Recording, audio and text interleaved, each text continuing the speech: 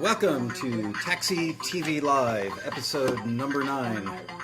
Very, very happy today to have a special guest with us. I guess I should kill the band first. A guy who's become one of my favorite members because he gets deals all the time. His name is Jeff Greenleaf. He lives in Malibu, which is probably 20 minutes away from our office. So I invited him to come over so you guys could get a little member perspective.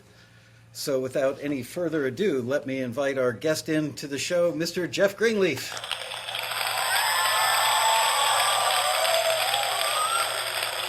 There he is. Oops. There he is. Hey guys. Yeah. Very high quality production. Hi Jeff. Welcome. Good to see you. So, I've got to start with the basics. Where did you grow up? I grew up just down the hill in Malibu. Yeah, so you're a California kid? Yeah, I grew up on the mean streets of Malibu. Yeah, those, what was that movie? Oh, shoot. That Malibu movie with the kid whose father was running for senator. Oh, Malibu's Most Wanted? Maybe. Yeah, I love that movie. Anyway, so how old were you when you first started playing music?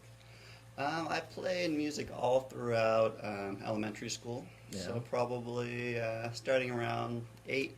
Okay. I was playing trombone in the elementary school orchestra, Yeah. and I played trombone all throughout middle school, and I was even in marching band for high school for the first year. Did you ever do a garage band thing, or what?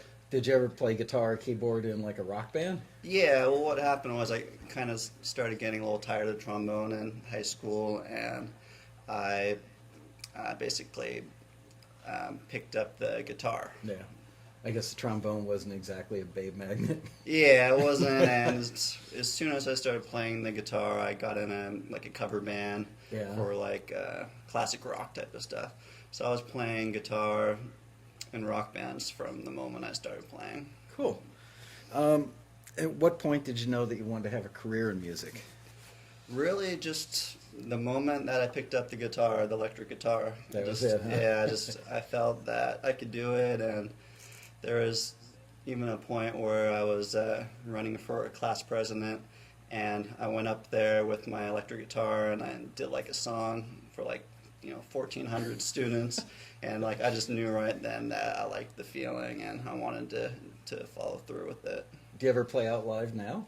No, I haven't played in bands or anything for several years, but I played in different jam bands and stuff all throughout college and that type of stuff.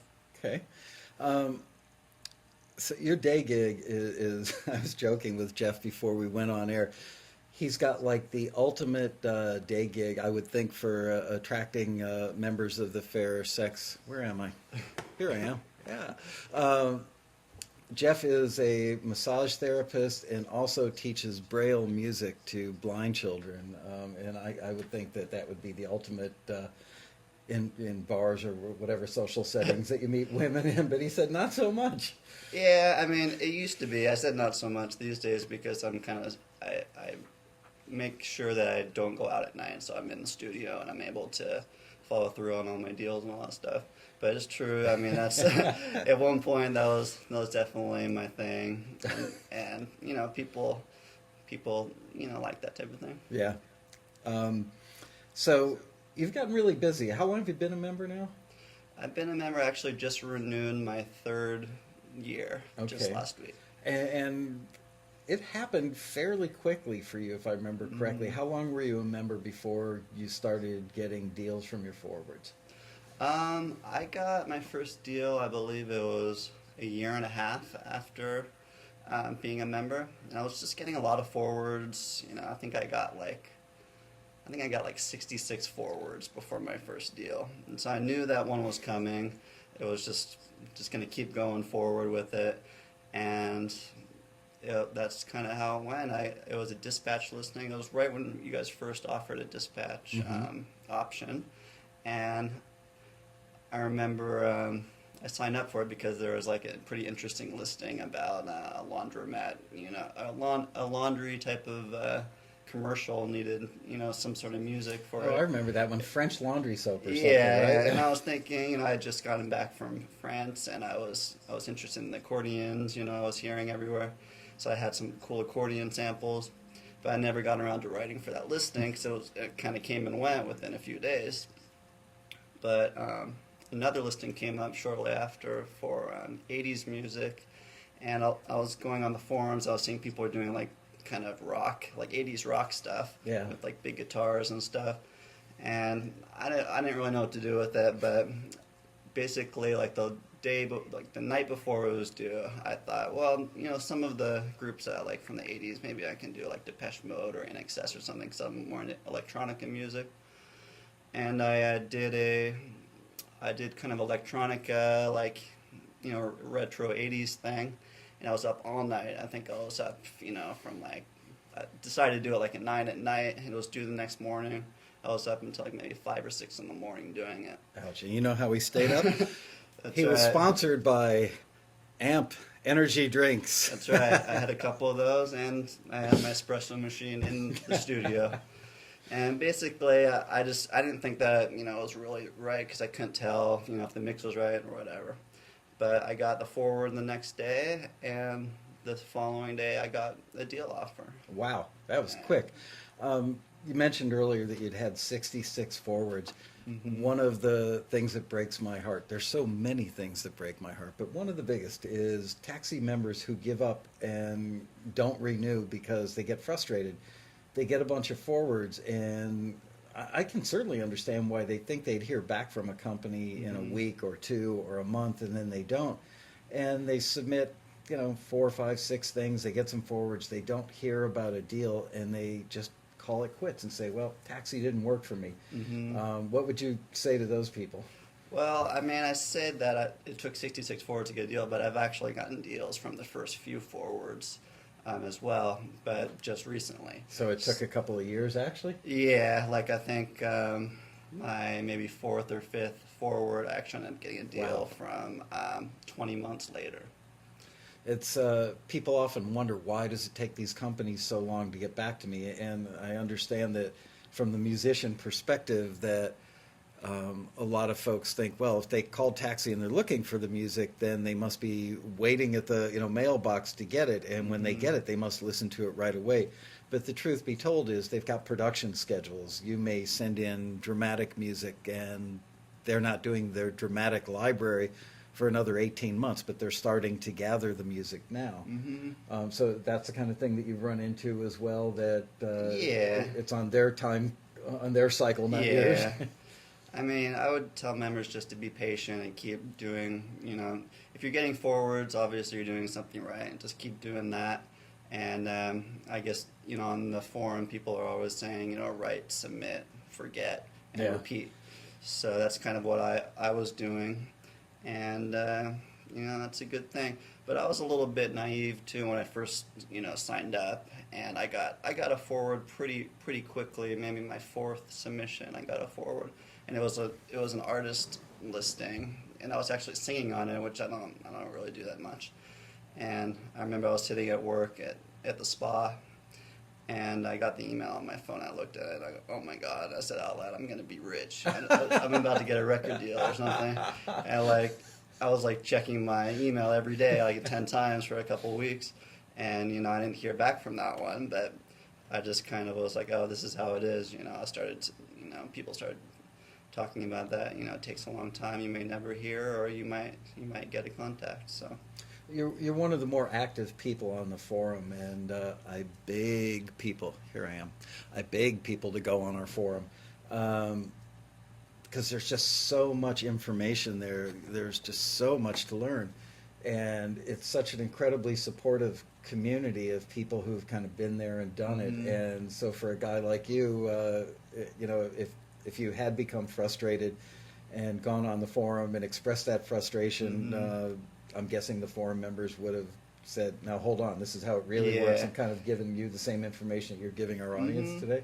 And that's pretty much what happened. And the forum, really helped me a lot, because before I had been on the forum, I was only submitting songs that I had finished on finished CDs that were like professionally mastered and all this stuff, and that I kind of thought that's what it took, because you're sending it to all these crazy companies that they want the best stuff. So, but when I was on the forum, I noticed people were doing sending stuff that was for just instrumental stuff, and everyone was kind of talking about, well, I did this one song that they needed songs for like a fire truck type of children's listing or something. Yeah. And I was thinking, well, I mean, I don't have anything like that, but that might be fun to try. Okay. So it was like, as soon as I started to see that people on the forum were like writing for very specific listings, I started doing that, and that kind of changed everything. I started to only do instrumental music, and I was writing every day just for taxi listings. Wow. And that's what changed. Before, I was just I'd sit down in my studio and play whatever I wanted and record it, and it might sound good enough to put on a CD, but now I was recording stuff specifically for what the industry wanted, and I started to get a lot of forwards. Brings up an interesting point. You talked about giving the industry what it wants. We get complaints from people that say, well, I don't want to be pigeonholed. I don't want to give the industry what it wants. I want to create original, unique music. I don't want to perpetuate this cookie cutter crap. I want, I'm the next Beatles. Does it stifle your creativity to write toward industry targets? Or do you find that it's challenging and rewarding? It's definitely challenging, and it doesn't stifle me at all. I mean, I kind of changed my direction, and I actually found, a way to do music that actually suits me a lot better. Because before I was doing, singer-songwriter stuff that wasn't really, I couldn't really pitch. Like the first few songs that I pitched through Taxi were singer-songwriter stuff. And actually, the first critique I got was from 3 songs where I was doing vocals on, and they were kind of my strongest songs on my CD. And the reviewer was really, really nice and was saying, this is really good, and I would listen to this stuff. It's really unique, but it's really hard to classify, and you can't really pitch this to a lot of things right now. Yeah. And that kind of opened my eyes towards what I was doing, and so I kind of changed directions right there. I'm glad to hear that you were mature enough, I guess is the right word, to take that suggestion. A lot of people get offended by the critiques they get from Taxi when somebody says, hey, this doesn't really fit a genre, and it's not anything that could be pitched to a major label. A lot of people blow up about that and get really ticked off at us and say, see, I knew you guys didn't recognize genius, but they're not aware that radio stations are formatted to a certain type of audience that makes a certain type of advertiser happy, and there's a whole cycle that goes on there. So when you kind of changed your game plan and decided that you were going to start doing instrumental stuff only, did you find it was a lot easier to be super productive because you no longer had to write lyrics or sing vocals? I mean, it took me weeks to finish a singer-songwriter song, mainly because I'm not a vocalist. I had, some skills, singing, but it wasn't really my thing. So, and writing lyrics in itself was a whole nother challenge for me. Yeah. So as soon as I started doing instrumental music, I was able to do songs very fast. And, how long does it take you to do the average track? It takes me probably about 3 hours to finish the instrumental track. If I'm sitting there and I just push through it, if I have to take a break, I'll have to come back to it later. It might take another 3 hours. So I could do it within the day. That's incredible. I've heard that from a lot of guys. You must know, I'm guessing you probably met Dean Crepane at the Road Rail. Sure. Great guy. Dean says that he can crank out a song with vocals and a mix generally in about a day. Yeah. And it's kind of a trademark, if you will, of our most successful members, of which you're becoming one. That it's a productivity issue, that you find this groove and you're able to, you're not sitting around waiting for the muse to hit you. You have a target in mind and you go for it. Do you listen, do you watch TV or rent movies, and do you now watch what's on your TV set with a whole different frame of reference now, like looking for Absolutely. ideas? The thing with me is that, I mean, I gave up having my cable TV a few years ago because I wanted to focus on the music, and it was one of those things where I kind of get sucked into watching too much TV, and I had it there, and instead of doing music, I'll just be watching TV. So I had to get rid of it. It was kind of a willpower thing, but my parents do live very close by, so I record all the programs I'm writing for or need to watch to get ideas. Mom, can I bring some laundry over? Exactly. Mind if I have dinner with you? And do you mind if I hang out and watch a little cable? Yeah, that's how it works. So I'm still watching TV, and I watch it very closely and listen very closely, and but I don't keep it at home, and it's actually really helping me a lot. I bet. I can't imagine. I tend to work like first thing in the morning. I'm in bed with the laptop. Last thing at night, I'm in bed with the laptop. But if I get sucked into a show, like I'm a big 24 fan, and the show is intense. It keeps you right on the edge of your seat. But the music by Sean Callery is really good. Right. So I'm constantly wrestling with: do I follow the plot or do I notice what Sean Callery is doing? Yeah, I get sucked into it. I mean, I watch a lot of reality TV because that's what one of my music libraries pitches to the most, and they'll have like a marathon, these shows, and I'll just watch them over and over again. So I have to be careful about that. Craig has a question. I'm not sure if this came from a member, if it came from Craig. By the way, ladies and gentlemen, Craig Streeman, our producer on the big broadcast, who's on the other side of the camera. And let's see if I can get this right without screwing it up. There's Craig. Now let's see if I can get this shot to happen again. There's a nice shot of my hand. So the question he's got up there is, did you ever think about leaving Taxi? I guess, is there more to that question, Craig? Did somebody ask that? That was all that they asked. Oh, okay. Did you ever get so frustrated that you thought about leaving? No, not at all. I mean, when I first heard about Taxi, well, I had read a couple of the articles, and I think it was Recording Magazine. It could have been any music magazine, but the advertisement didn't really like catch me where I really wanted to join, mainly because it was kind of like this country artist, Right. got a deal or whatever, and I couldn't really relate to that. But what happened for me was when I was releasing one of my CDs, it kind of came with a little packet. I believe it was from Disc Makers, and it had a little packet in there, and I really felt that on that particular album that the right people just had to hear it, and if they heard it, I would get a record deal. And so I signed up for Taxi right away, and it was kind of like I was going to do whatever it took, and Taxi was just one of the things that I was going to do. Because you live in LA, and I think that there's a common misconception around the world, maybe, that if you live in LA or New York or Nashville, do you find yourself going to fabulous Hollywood parties and meeting record industry people, or meeting producers on the beach in Malibu, or is it pretty much like living? It is, but I mean, in Malibu, I mean, there's definitely people hanging out at the beach and stuff that I could probably pitch my stuff to if I wanted to, but I mean, it's not the first thing I would do. So You don't walk up to some guy in a Speedo with a business card and go, hey dude, here's my CD. Yeah. I mean, in general, I don't really like push my music on people, so it's kind of like Taxi's a great way for me to kind of, go through somebody else to get to the right people. I didn't pay him to say that.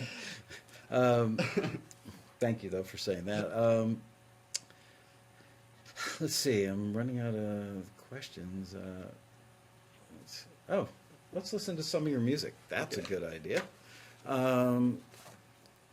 Do you have a preference? Let me show you the song list of what we've got. Which one would you think is the first one you'd like to play? Let's see. Well, how about a little bit of...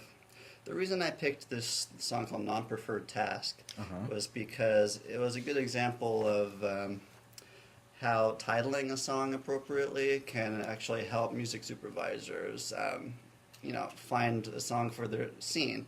And this particular song was placed in a show on MTV called Styled, and it was a scene where kind of the main character in the show was kind of having a hard time, and she actually kind of quit the job she had to do, or the challenge. It was a really kind of dramatic scene, and they played this song "Non-Preferred Task," which kind of fit the title, fit it, and the actual theme of the song fit it. So that brings up a really great point. If you can name your song, if you can give it a title that describes the mood of the music, always a plus, because it creates a visual cue for the music supervisor going down a list of titles. Exactly. And let's hear Non-Preferred Task.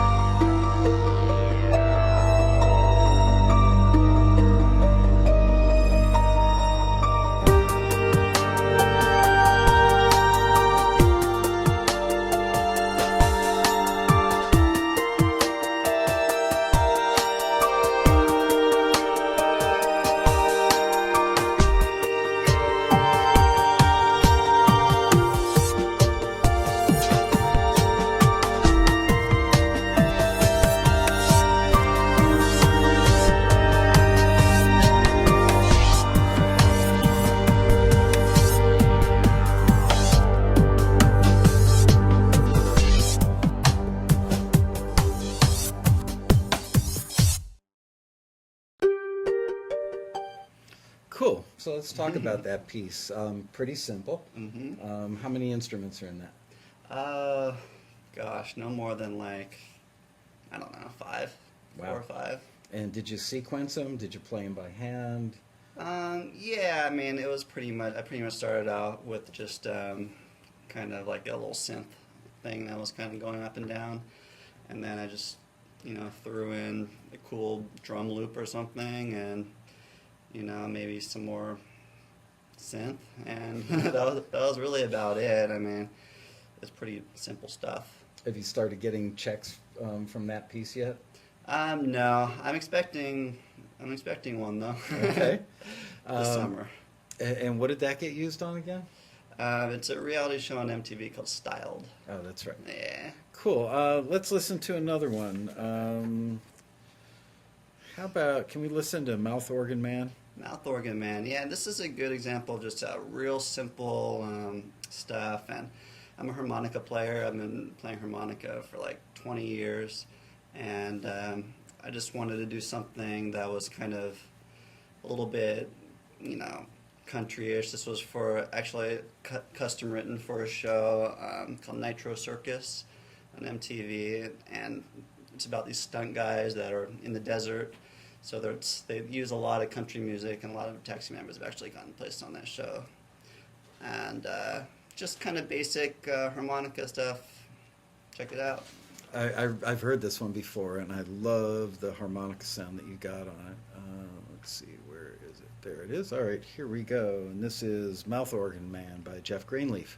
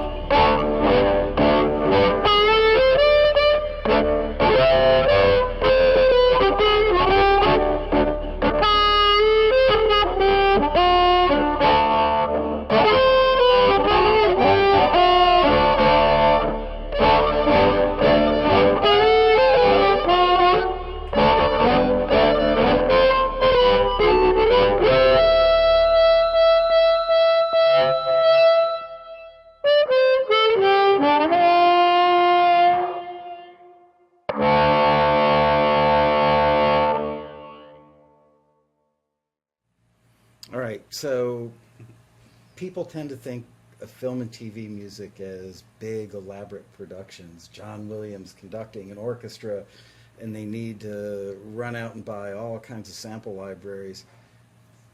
This was really basic. How many instruments were in this? That was only 3. It started out with the slide guitar, and again, that was pretty basic slide guitar stuff. And then I started out with, then I kind of followed up with the basic harmonica groove, and then kind of towards the end, I said, well, that'd be cool if I can do another harmonica in a different octave. So that was it. Wow. I love the harmonica sound. Did you do it into an old bullet microphone through an amp? I have a special harmonica microphone. It's called a shaker harmonica microphone, and it just sounds great when you plug it into distortion or delay or anything like that. Sounds amazing. It's like one of the best harmonica sounds I've heard in a long time. And I just plugged it right into, Logic, Logic 9. It has all the effects on there, guitar effects. Yep. Craig just let me know that you guys are hearing kind of a slappy broadcast audio-wise. Does it still sound slappy? Give Craig a yes or a no on that so I know. I've been keeping my monitor down either super low or off, and don't have any other windows open, so I shouldn't be getting any slap. It's more the video being choppy. Oh, the video's being choppy. Interesting. Seems to be Ustream, but Oh, okay. Probably a Ustream issue. All right. Well, hopefully they'll fix that. All right. Let's listen to one more. Go ahead and pick All right. one. Let's see. Well, since you like the harmonica stuff, why don't you throw on Halfway House? Okay. And the reason I picked that one, too, is because this was the first song that I wrote specifically for a taxi listing. The listing was looking for high-octane instrumentals, like for extreme sports, and it was just like something I never would have done before. And I really didn't know what to do. I mean, I figured I could do like a hard rock type of thing, but I didn't know how to kind of set myself apart from what other people were doing. Yeah. And I don't play like shredding, lead guitar really. So I put a lead harmonica thing on there with just a crazy distortion and delay, and it ended up being used on Keeping Up with the Kardashians a couple months ago, and they played like almost the whole song, which was pretty cool, and it was a really, really cool scene. Like the family was doing like a boxing tournament, it was like a boxing charity event. Yeah. And they played it during that. I never ever watched that show. The only time I've ever seen it was that scene. I happened to be flicking channels one night, and I was so fascinated by the gloves they were using, because they weren't Exactly. traditional boxing gloves. They were kind of wraparound, flattened out things. And also I added that one because when I posted the forward on the forum, a couple people, I believe it was Maz, he said, that it's really good. Make sure next time not to fade it out then, because supervisors don't like that. But it's really cool. Let's talk about the fade for a second. Music supervisors tend to like buttoned endings, meaning something ends on a beat and has a little Exactly. ring out. Why is that? Why do they like unfaded stuff? It just helps when they're editing everything, and it's kind of like another song where I did do a really nice they call it stinger ending, and you just kind of they used it kind of to close out that scene and go to commercial. Almost like a punctuation mark. Yeah, it's kind of like it accents what the theme of what's going on in the scene, and they can roll the name of the show or whatever, and it kind of just it helps. Cool. Let me find Halfway House, which is right there, and let's have a listen.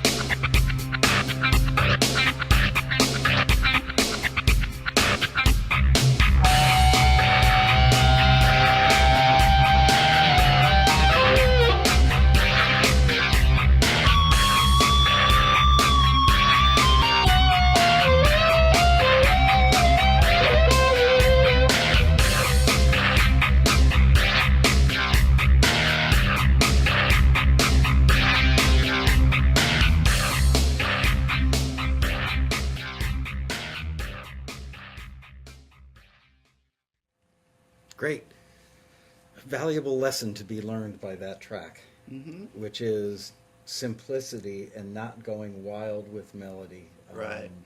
So when you write stuff, little simple instrumental pieces like this, do you tend to think of it as a bed and consider that there will be dialogue on top of it and try to not get in the way of the dialogue? Yeah, definitely. That's an important concept because on a lot of these shows they're going to be talking over the music, so you don't want too much to be going on. That's pretty much it. How do you stay current? Taxi members, I've mentioned this in other broadcasts, that we can kind of guess how old people are by the type of music they write. You know, somebody grew up loving Huey Lewis and the News. A lot of their Taxi submissions will be reflective of that. We get a lot of stuff that sounds kind of Tom Petty-ish or Beatle-ish. Yeah, your stuff always sounds like it's devoid of an era. How do you keep it sounding fresh and current?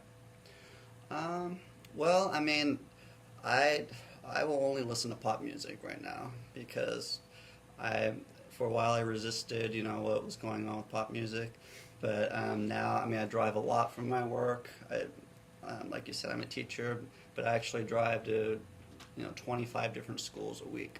Wow. So I'm all over LA, and I'll only listen to the pop stations just so I can hear what they're doing with the drums, hear what they're doing with the production. And it gives me ideas how to stay fresh. Have you ever rear-ended anybody on PCH writing down a note, hi-hats on 1 and 3? Yeah. Do you literally keep like a little notebook of ideas? How do you remember this stuff? Yeah, I mean, I write stuff down on my phone. Yeah. But, I just go in the studio as I get home from work, and it's the first thing I do. I just go in the studio and just do it. Wow. I'm up all night. I mean, for me, it's like writing, production music is like a full-time job. And I just kind of act like it's a full-time job, even though it's not really for me right now. How many hours a week do you do it?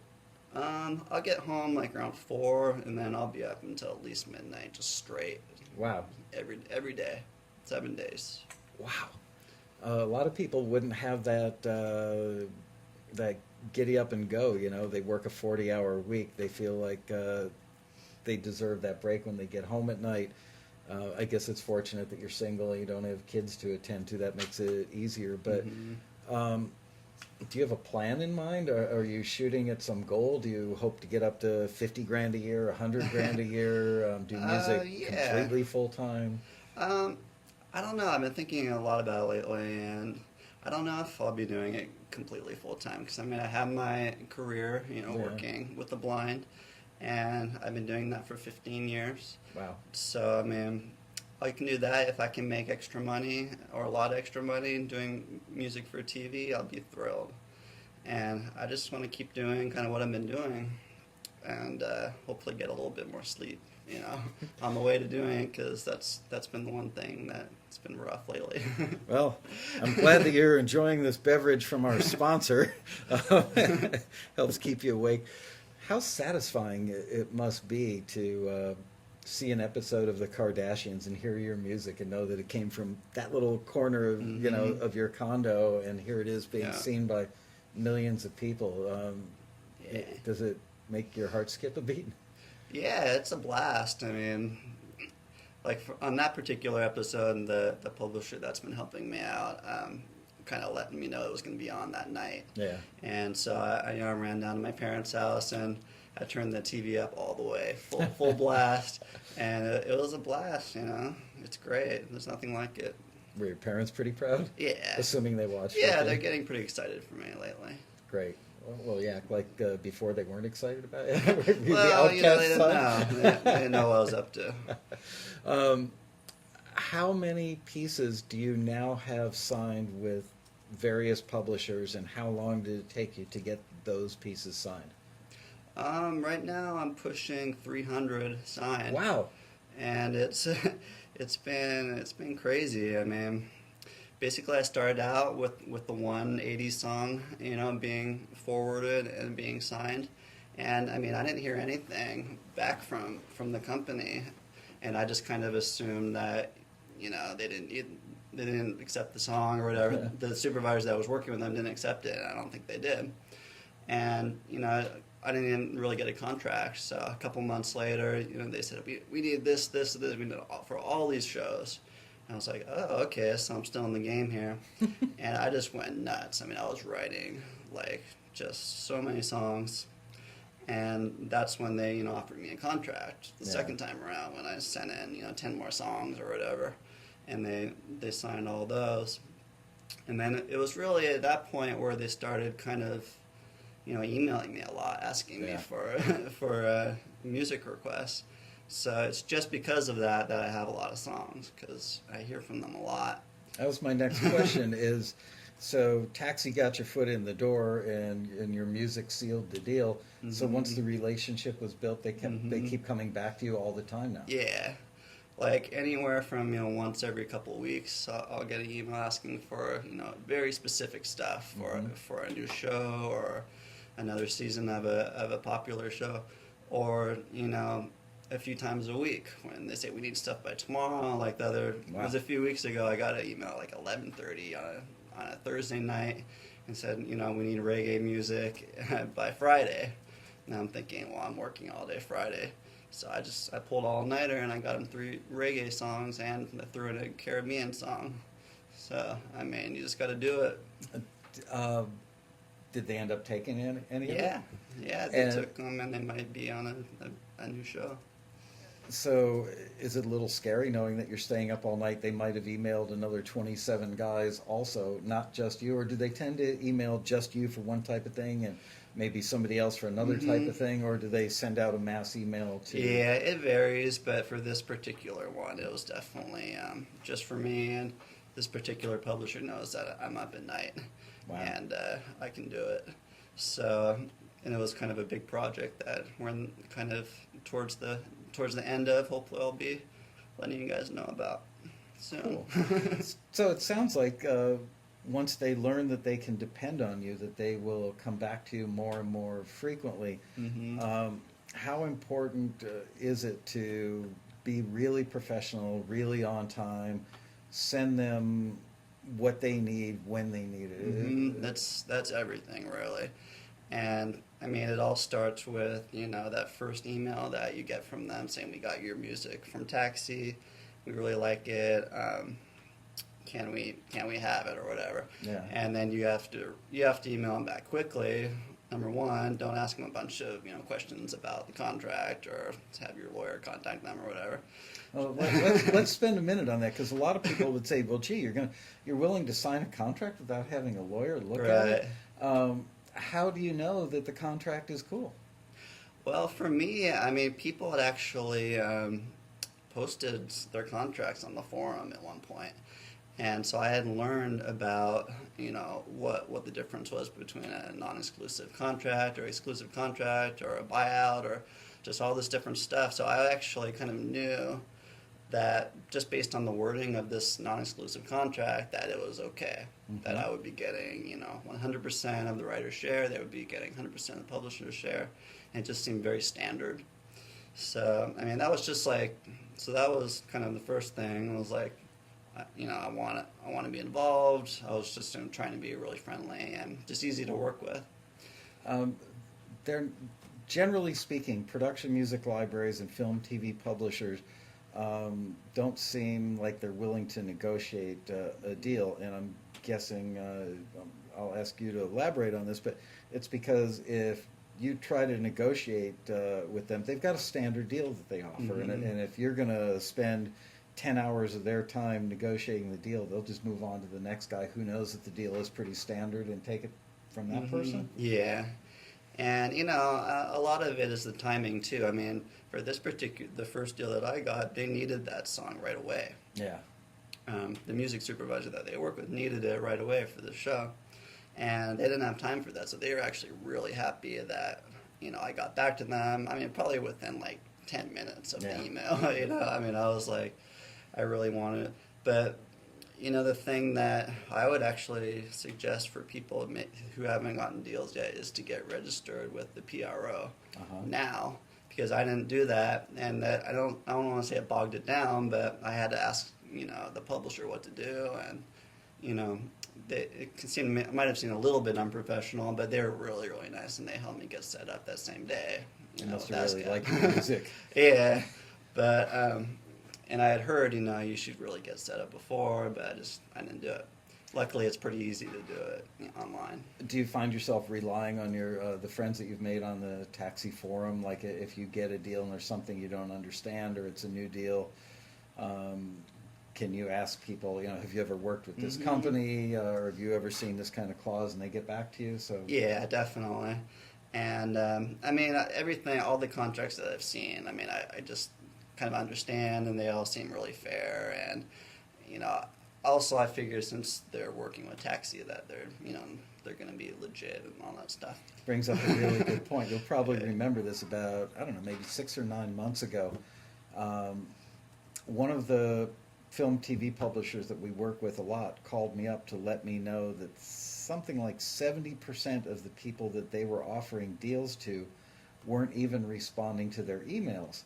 And this was a really gold-plated company that if I were doing film and TV music, I'd want to be in their catalog in the worst possible way. They're just completely straight up and awesome in everything they do. So I contacted a lot of our members that were on their list of people who didn't get back to him and said, why didn't you get back to him? What was the deal? And the answer was, I don't know, I was scared. And I understood it. It kind of freaked me out, but I understood it. A lot of these people have waited their whole life to get a piece of music heard by somebody in the industry. They're still a little skeptical. Is Taxi really as connected as it says? Do they really get my music heard? And then all of a sudden they get this email from some unknown entity in California, typically, or New York, and saying, we want to use your piece of music, and they freeze. They don't know what to do. So rather than calling us up and saying, is this company kosher, or going on the forum and asking you guys who've been around the block a little more, they would just freeze and not even get back to the company, and they blew this giant opportunity because, as you said, it's not just about that one piece of music, it's about the relationship. So is your advice to the people watching this, if you get a deal offer from Production Music Library, you can't just assume that they're all legit, but if it comes through Taxi, just so you guys know, we actually check out the companies before we run a listing, and we've worked with somewhere close to 1,000 different companies now in 18 years, and I think we've had 1 or 2 of the companies that proved to be a little less than professional in the end. Nobody ever got ripped off for some massive amount of money. They were just bad at returning phone calls or sending back signed copies of contracts, what have you. One of the companies, I think, went out of business, and nobody quite knew what to do with their stuff that was in that catalog. But, yeah. I would say it's probably a good idea to, well, first of all, get involved in the forum, because if you post questions on there and nobody really knows you, people might be hesitant to, offer a lot of their time on there to help you with a big question like that right away, but they might not. No, yeah, you got to become part of the community. Yeah, so get involved now, and then maybe cut and paste some of the contract and just post it and see what people say. And you might get some personal messages saying, "Oh, I recognize this contract from this company or whatever," or this contract seems good to me. It's pretty standard. A bit of advice for you guys: don't post the full contract, and don't use company names on the Taxi forum, which, by the way, is forums.taxi.com. I hear the owners of these companies know me, and they call me up. There's a website that talks about a lot of production music libraries, and they actually suggest to the people that go on their forum to post anonymously, which I think is kind of rude. Very chicken-like to Right. people get very brave when they're hiding behind an avatar and a screen name. But my point being that it's really not that hard to figure out who these people are, and they go on there and they bash companies. Well, even if they're not bashing the company in question, no other company would ever want to work with you because you look like a sourpuss online. So be careful. You know, your business etiquette shouldn't just be saved for the phone call or the email exchange with the company. It should be Right. something you use all the time, right? Yeah, and also, I mean, just be professional on the forums, because I mean, there's definitely been people on there that come and go that Yeah. have been that either complain about this or that too much, and I get the feeling that people Taxi's clients go on there, and you could pretty easily get blacklisted if you start talking too much trash about anything. Yeah. We've seen, I can think of 3 of those in the last week that have happened, where owners of companies or high-level people from companies have sent me emails saying, boy, what a foolish person that was, and clearly they're not going to work with them anymore. How do you, are most of the ideas that you use to create your tracks now generated by requests from the industry? Are there ever times where you just sit down and go, okay, in general, I see that they're using a lot of dance stuff, and I'm not busy at the moment. I don't have a lot of requests that are pending that need to be filled, so I'm just going to go ahead and create dance tracks for the next few days. Do you have cycles like that? I used to do that. I mean, right when I kind of got the first couple of deals, I didn't have a lot of requests. I just kind of had some songs signed, and I was like, well, I really like electronic music. I'm just gonna, write a lot of electronic music for the next couple of months. And I would do that, but now it's like, I'll get a request for, like, last week I got a request for kind of like funny, like army music, like for the movie Stripes, like that type of thing. That type of thing would be useful for certain scenes in like a reality show if they're like doing some sort of challenge. Right. So I mean, I'll do that for a week. Another time I'll do like really like spaghetti western type of country stuff. Like it's just like whatever I'm being asked to do, I'll do, and I'll do as much as I can, as fast as I can, before the next request comes in. And as soon as I can, I'm going to start writing a little bit more for taxi listings so I can get some more contacts. Great. Yeah, that's another thing that happens is people develop relationships with 2 or 3 companies, then they feel very professional and very accomplished, and they quit submitting to taxi. But then eventually most of those contacts either find other people that they get interested in. They ebb and flow. That's a good way to put it. So when they ebb, you want to have other contacts that you've built up so that you constantly have a pipeline to fill. Craig is getting lots of questions about the gear. I said before we started the show, I said to Jeff, I'll bet we get tons of questions about your gear. So, okay, the first one is, what kind of keyboard do you have, Jeff? Well, I mean, right now I'm not really using like a special keyboard. I just kind of use a controller, and I'm running everything through Logic 9. I use all the best samples on there. I've just started to use a lot of like kind of cool sample libraries. I mean, if you're wondering the types of sounds I like, I mean, I like all of the sample logic stuff. That's kind of a good sound. I do a lot of tension type of cues. Really good for that. I use a lot of like the stuff on Native Instruments Contact 4. I got that whole kind of bundle, and a lot of those sounds are really good. I got a little something called plectrum. It's like it's some Stringed interesting, instrument, really interesting stringed instruments. Some world music is in there. I don't know. I mean, I use that. I use a hardware synth called Access Virus. It's called TI, Total Integration, and it's like just you can buy the synth or you can buy the desktop thing, and it works really well with the with your sequencer. And it also doubles as a audio interface, which is really cool. But I normally run everything through the Apogee Duet, which gives me a really nice sound. Apogee Duet being A to D converter, D to A converter, or just it's just an audio interface. Plug in anything. Oh, it's like the Apogee One.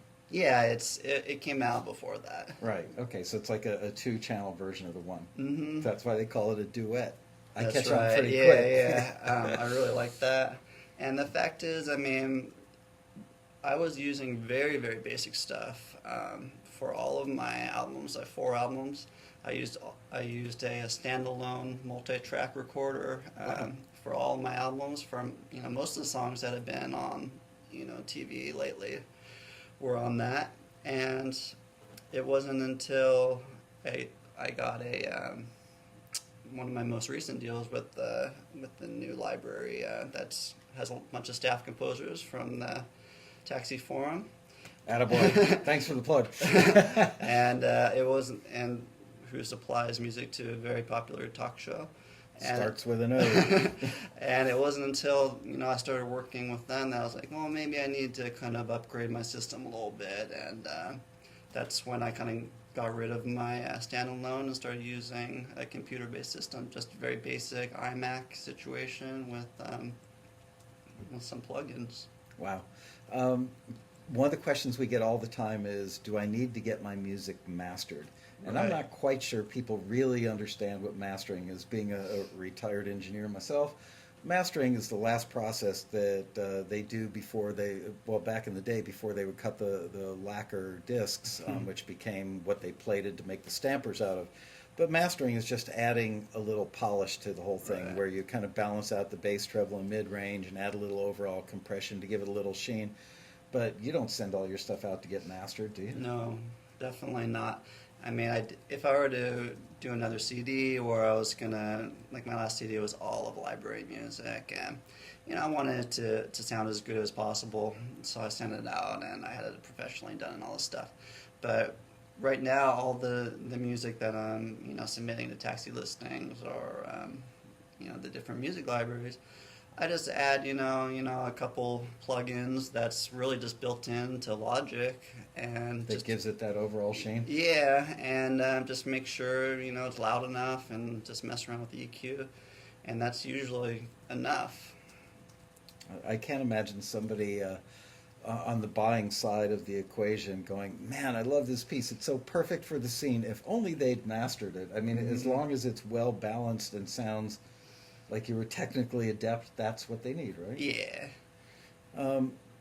So we've got a question that says, what should I do? I've got a lot of forwards through Taxi, but no calls yet. Right. Well, I mean, you got to just keep moving forward. You're gonna probably get a deal if you're getting a lot of forwards, and really just forget about them and just keep doing good music and keep submitting.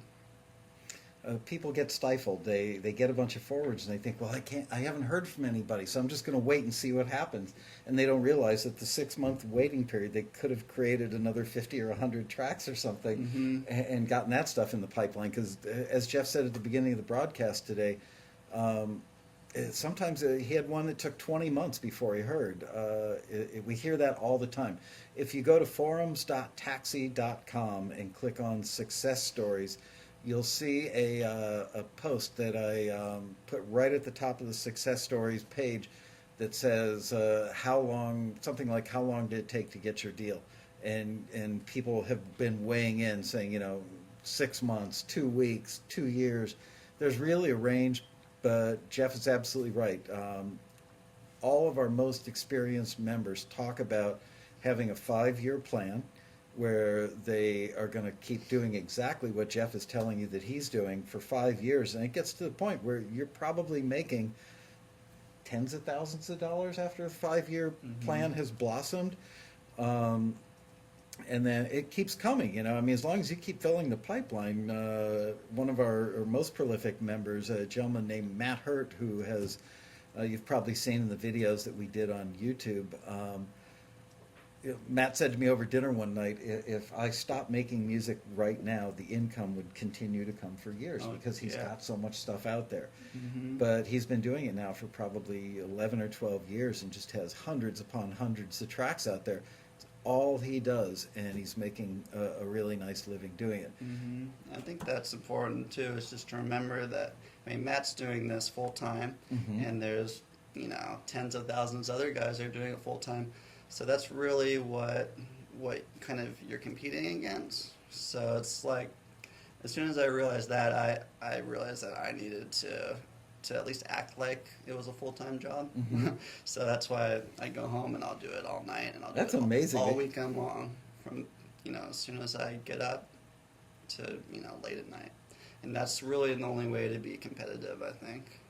That's a great word. You do have to be competitive Mhm. because it's you can treat it as a hobby. As my Mhm. father would tell me when I was in high school, anything you treat like a hobby is going to pay you like a hobby. Right. Well, you're doing the opposite. You're treating it like a full-time gig, and if you've got 300 titles out there, Mhm. it's going to start paying you like a full-time gig. Yeah, and that was my 5-year plan, which started the first road rally I went to in 2008. And I was like, well, I need to have 300 songs within 5 years. Wow, So, you beat that. I'm in a couple of years into it, and so my 5-year plan needs to change. And, I haven't really thought it through, but I need to just keep writing because, Matt's probably has close to 1,000 songs or more. Yeah. And, a lot of these guys do have a couple thousand songs. So you got to do it. And the thing is, you just got to be competitive. Craig's got a question up there. Do you make music on demand or use previous material? Jeff has really kind of answered that one already, but this is another thing that we see new members do more so than more seasoned members is they'll join TAXI because they've got one CD with 12 Right. songs on it. Exactly. And they send in the same 12 songs for every kind of listing, whether it's a good Mhm. pitch or a bad pitch. And then they get really ticked off at us that the stuff isn't forwarded. But they've only got 12 songs and they've been pitching, country songs for pop listings. Well, couldn't you hear it as pop? Mm-hmm. So would your advice be to just forget that CD and start writing to suit what the listings are asking for? Yeah, I did that too. Probably like the first year. Yeah. I had only submitted, as soon as I realized I could do instrumental music, I started doing it and actually made a kind of a relaxation CD that I Mhm. was like trying to sell at spas I work at. But I had like a few songs that really felt were strong on there. And every, couple of months, maybe every month, there was like a new age type of listing. And I would always submit the same 3 songs every time. And they would always get forwarded, but I never heard back, It's because there's a plethora of new age stuff out there. They really, yeah. It's But just too eventually I much. did hear back, but it was, a long time, a couple years later. Yeah. But at some point I realized I needed to write new stuff for those listings. And I started writing, some better stuff. People tend to beat themselves up and rework and rework and rework. I know if you're writing country songs or pop songs that rewriting is an important part of the process. But for instrumental stuff, like the stuff we heard from you, and you said sometimes you can do 3 in a day. Mm-hmm. I'm guessing you don't do a lot of banging your head against the table or it's. If you're using 3 instruments or 5 instruments, Mhm. really it's more about the construction of how Right. you use those. What are some of the basic rules of the road for doing instrumental pieces? How long should they be? Okay. Should they have a verse, a chorus, a bridge? Should they be written like a song, or they should have a central theme? So those kinds of questions, I'm sure the audience would Yeah, like to know. I'm not. Well, for me, this is what I would do. I start out with a very short intro. It just kind of leads into it. Get right into it, though. Like 2 bars? Yeah, like really quick, Okay. and just but get into it and just really try to grab the listener. Because if you don't grab the listener within 5 or 6 seconds, they're gonna turn it down. Mm-hmm. But just get in there, do a verse, get into a chorus, go back to a verse, maybe another chorus, and then just do the outro and make sure the outro is a nice, sting outro. Right. I would say you could probably skip the bridge for instrumental music. And how long should the piece be? Basically 2 minutes maybe. Okay. You can probably get away with doing less than 2 minutes, but a lot of people like 2 minutes. As you become more advanced, libraries will ask you for stems. Mm-hmm. Can you explain to our audience what stems are? Yeah, I mean, obviously you'll have the full version and that you're pitching, but a lot of times they'll want, a library will want different versions, and basically the easiest way to do that is just to kind of do a version without the lead instrument, and that would be like a bed track, or you can do a version, without the drums, or maybe just a version with the drums and the bass, and it just kind of like gives the music supervisor like more options to use the music with.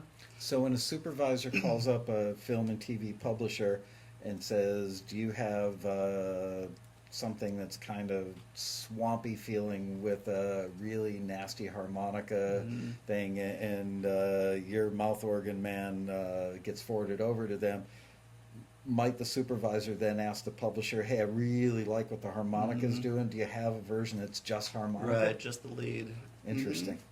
Yeah, definitely. And then a lot of times I'll do like something we call bumpers, which is like you can do something like a 15-second version of the song. It doesn't have to be exactly the same, but just kind of has the same theme of the song, just so you can fit it into like a 15-second or 30-second or 60-second.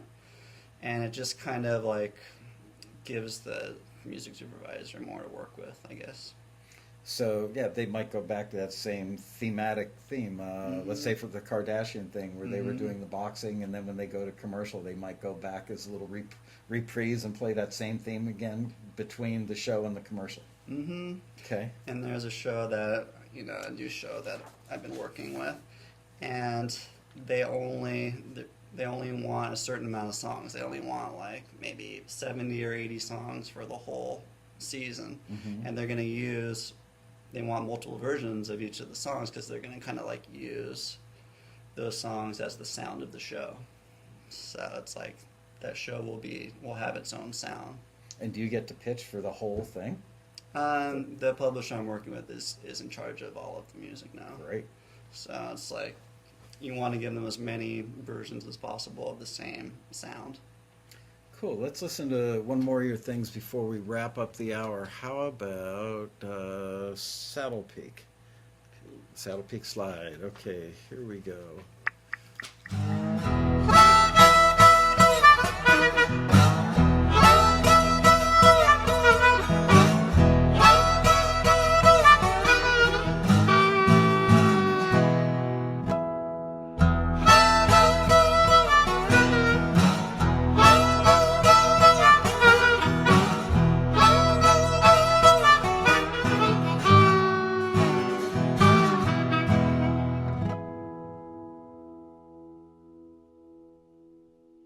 Stuff. Yeah, but really effective. I mean, it sounds authentic. You can instantly hear how it would create a mood. Man, I'm just really, really pleased that you could join us today, and proud of you for all that you've done in a very short amount of time. As you guys can see, he's a pretty nice guy. So success does come to nice people. You don't have to be a jerk or a cutthroat to become successful in the music business. And I think of all the people you know from coming to the Road Rally, and how about the industry people that you work with? Are they nice or are they jerks? Oh, they're the best. The best. Cool. And the Road Rally is awesome. I mean, meeting everybody that's on the forum at the Road Rally was unbelievable.